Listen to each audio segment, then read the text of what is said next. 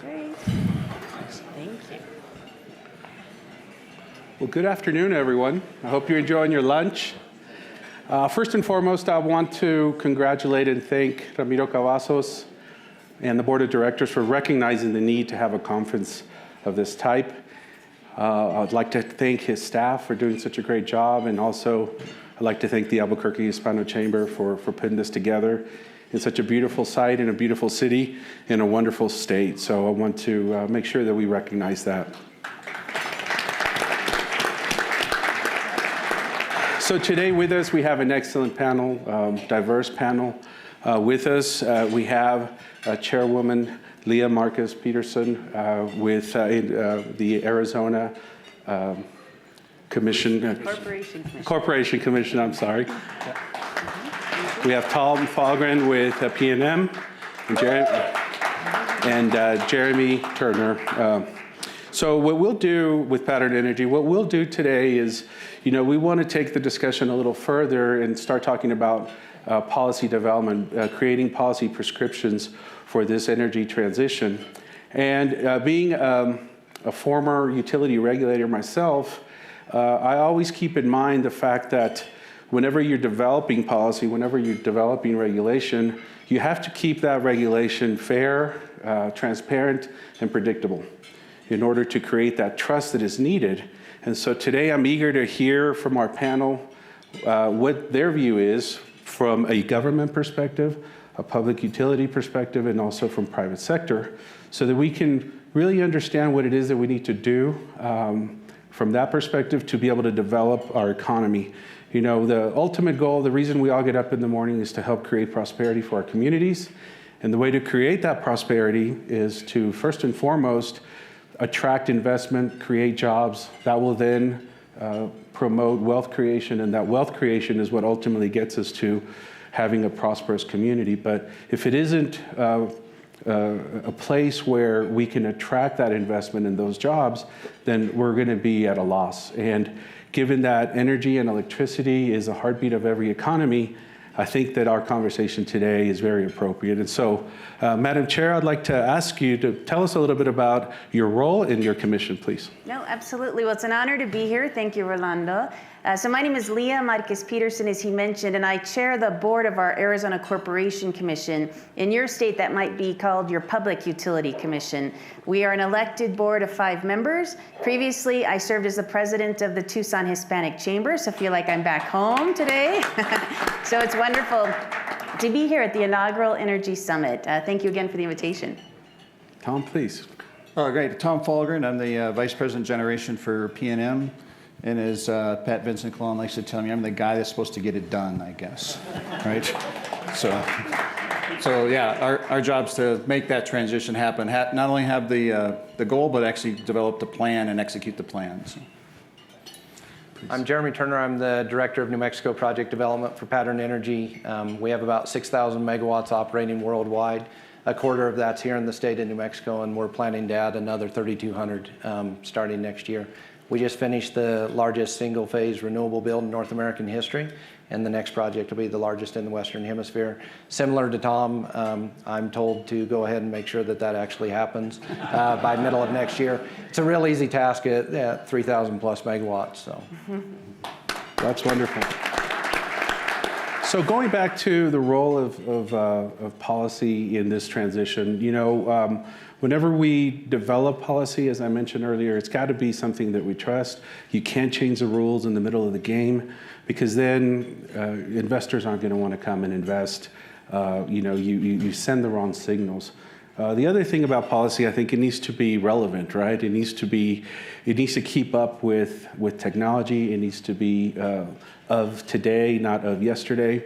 And so as policymakers look to develop a policy that's going to take us into this transition period, I think we need to keep that in mind. And so given that we have representatives from each tier, Madam Chair, I'd like to start with you to see what you believe is of most importance, particularly to small business and to economic development, given that you've been in both of those areas and now you're in government. I think hearing from you is extremely important. So I'll give you the floor on that. No, thank you. And I thought I'd start, after participating in the conference to this point, kind of explain the commission's roles. Every state has a commission, Public Utility Commission, and some of us are appointed, some of us are elected. In the state of Arizona, we are elected statewide, and there are about 10 or so states that operate that way. In Arizona, we're also constitutionally created. And there are about 7 states that operate like that throughout the United States. And that means that as a public utility, as a private enterprise, you might be working with a commission in a particular state in a different fashion.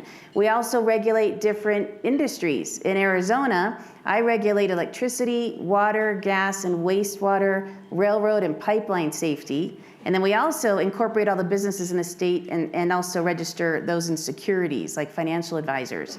Every state has a little different structure.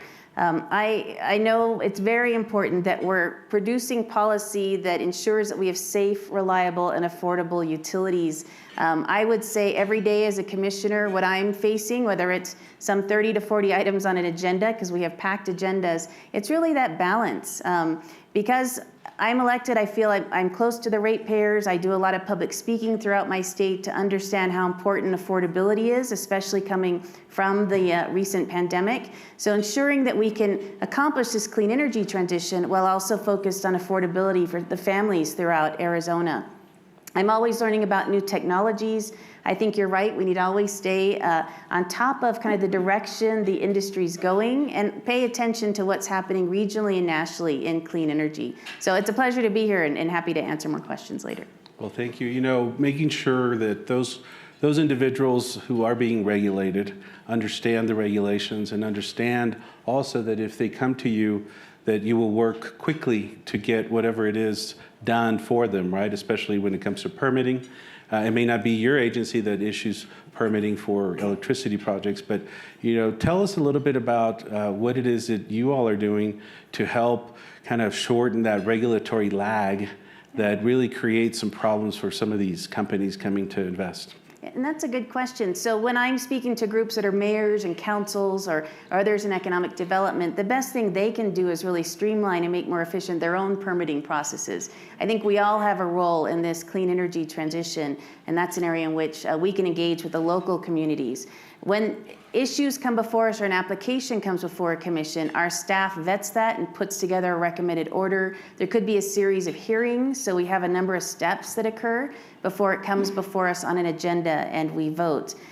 So what I'm always talking to small businesses in particular about is it's really important they weigh in on their commission. This is my first elected role. Prior to this, as you know, I ran a chamber and have been a small business person. We rarely hear from small business owners. We hear from a lot of lobbyists, a lot of environmental groups and others, certainly talk to our regulated utilities often, but it's important, especially for the chamber presidents in the room, that we hear from your members. Every one of their families and their businesses are impacted by decisions we make, and unlike the state legislature or even a council in some cases, there in Arizona, there are only 5 of us, so with 3 votes, we're making pretty dramatic change. So we try to work collaboratively with our local governments and even our state legislators in our state. So there's 2 times when small business really cares about electricity. That's when the lights go out and when they get their bill, right? And so, that's really the only time you really bring that to reality. And so with respect to what is going on in government and procurement, could you speak to a little bit about that? Because that's also something that's important to small business. Right. So certainly with my background as a chamber president, procurement was top of mind for me when I got into these very large industries that we regulate. Was very proud to partner with Hispanics in energy. I know Jose Perez is here to put on a workforce development summit and also supplier diversity summit early on in my time in the commission. I think it's Peter Drucker said, what gets measured gets done. In Arizona, our politics certainly come into play. A lot of states have supplier diversity summits, so I encourage, if you're a business owner, you're engaging in states that have those procurement processes. In our state, we're not going to see a mandate, but what gets measured gets done, right? So if we have utilities before us every year talking about the women, minority, veteran percentage of the business that they're procuring, I think we're going to see some definite advances in the state of Arizona. We're also not just looking at from our commission perspective at procurement, we're also looking at corporate board diversity, and that's something that's important to us at the commission. Wonderful, that's good news. Tom, tell us a little bit about what you do, your company, and what is important to you all at this time. Yeah, no, I appreciate that. And I think I'll like your comments there about, as a utility and business, you really need regulatory certainty, or at least a regulatory path, just a fair path forward, if you would. And I think when we look at, the government policies, you're kind of looking at two different levels. There's maybe the policy setting, and then maybe the execution level, if you would. So we separate those out. And some states are organized slightly different. So, so like in New Mexico, we're extremely grateful, that the state has enacted the Energy Transition Act. So what that does is it establishes the clear goal. The entire state's moving in the same direction. We all have the same target. There's no question about where we're going, right? So that provides that certainty about where we're going. So we really appreciate that. When you get to the next level, you've got the regulatory process, which is how do we implement that? Some of our frustrations in that are maybe some inconsistencies in that, arguments on that. What we really need is, to really appreciate, the history we have, but then also, that the math that we've seen with this transition is just extremely more complicated than it was 20 years ago. Mm-hmm. And I think we see a lot of people insert into that, and just everybody's an energy expert today until they're not, right? And then when it's kind of not working so well, then of course it's the utility that didn't do it right?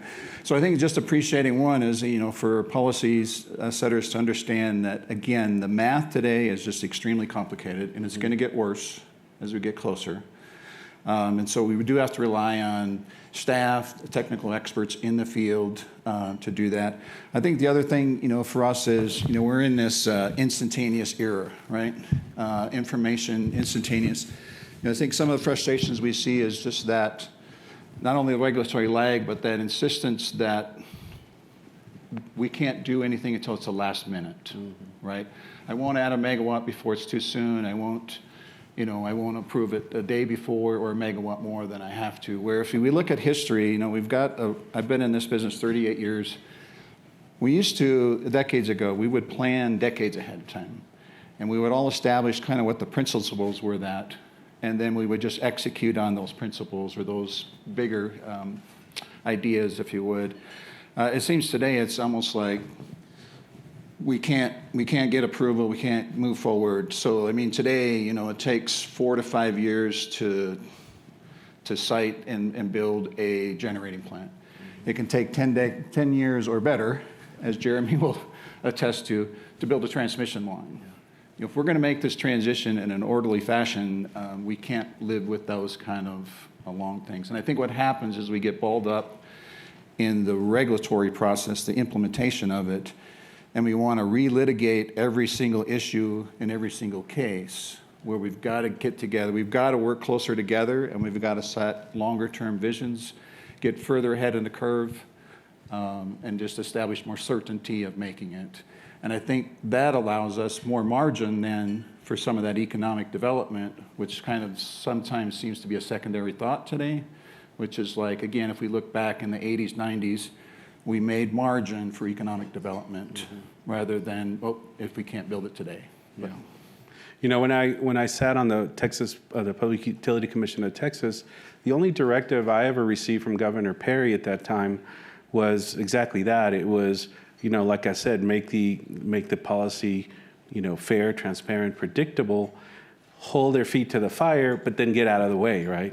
Right. And I think that's really, the get out of the way part is really what, sometimes in government is very difficult for us. But as long as you have sound policy and you have good controls in place, I think you can get out of the way and avoid these long waits. Now, tell us about your utility, just some numbers, that way we can understand the scope of what it is that the utility does with respect to customers. We have 500,000 customers. We have about a 2,000 megawatt system. So I like to say we're the smallest, biggest utility in the world, because when you look within New Mexico, we seem to be like a big utility, but when you look at the scale of utilities across the United States, we're a pretty small utility. But we are over 20% renewables. We're soon to be 40, 50% carbon-free energy serving our customers. We're soon to have about 800 megawatts of batteries on our system. So, I mean, we do see in New Mexico and do see PNM as the leader in that transition as we're moving forward, yeah. And again, I think as well echoed in a number of places today is, that importance. We see a pretty clear path to 80% carbon-free. It's that last 20% that we have to figure out what to do. So we do need some help with incentives, some policies about what to do and get around that last 20% to be carbon-free. So. Do you have nuclear generation? Yeah, we're part owners in Palo Verde Nuclear Plant. Palo Verde? In Arizona. Yep. Of course, yes. The chairwoman helps oversee, and we appreciate that. And she's very supportive, so we appreciate that. So you're an expert in generation. Looking into your crystal ball 20, 30 years from now, what do you see the major changes occurring? I mean, we talked about battery storage. Storage will disrupt a lot of what we're doing today. But, we're seeing, in the renewable space, coming in heavy with wind and solar. Where do you see a utility like yours being? Yeah, I appreciate that. And being like the strong generation guy, I think it's all about transmission. Okay. That's a good deflection. I'm a little facetious, but it really does center a lot around transmission. Yeah. No, I get that it. connectivity, regional transmission organizations, those type of things. In order for us to make it all the way, we do see that some greater participation is regional and transmission. And again, in the West, we have so much land and so much space between load centers. The transmission is much more constraining here than it is on the east of the Mississippi. So transmission is very important. But yeah, like I say, today, what we're looking at is, those technologies about moving energy from one part of the day to the next. No problem, we got all that, right? Moving it from one part of the week to the next, got all that too. We're not worried about any of that. What we're worried about is, I got a lot of generation in March and April, and I got to move it to July. Now, you only got one storage and one discharge, right? Kind of idea. So, I mean, that's the idea. How do we get longer term storage is really the key of how we're going to make it. So is that, longer term batteries? But, when we're talking about these durations, it's at least a 5 or 7 day. You look at California, you look at Texas, you really got to look at 5 to 7 day duration. Mm-hmm. So do I have a 168-hour lithium-ion battery? Probably not, right? So there are other different flow battery technologies we're working with the labs, other peoples to develop. There's compressed air, there is hydrogen, and I think, we're going to need some help from public policy on what do we do with hydrogen? Hydrogen can be a clean burning fuel, clean carbon burning fuel.